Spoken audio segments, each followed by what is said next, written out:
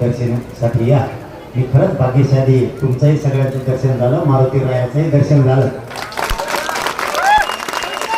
मला ज्या ज्या वेळेस तुम्ही बोलवाल त्या त्यावेळेस मी नक्की दर्शनासाठी येत राहील.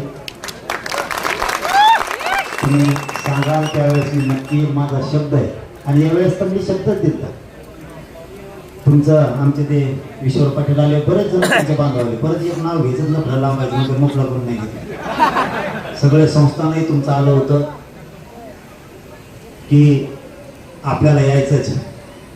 आता मी घोषणा काय केली, 1 वर्षभर दौरे पण आणि एक दिवस घरी नाही. काल पैठणला होतो नाथषष्ठीच्या निमित्तानं,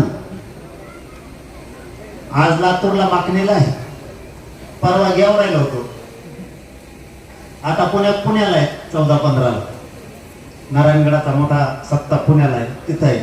आणि नुसतं घोषणाच झाली. मी तुम्हाला विनंती केली होती, मला 1 वर्ष फक्त सवड द्या, फक्त 1 वर्ष. मग तुमच्या लेकरांसाठी लढायचे, माझ्यासाठी नाही.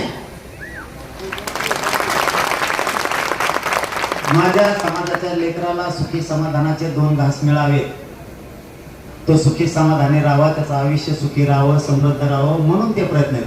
आरक्षण दिलं आयुष्याच्या कल्याणाला, तसं मला एक यंत्रणा उभी करून द्यायची. तुम्हाला जर कुठं अडचण आली, आपले लेकरं बाळ शिकायला आहे, लेकी बाळी बाहेर शिकायला, दवाखान्यात काय अडचण आली, पोलीस स्टेशन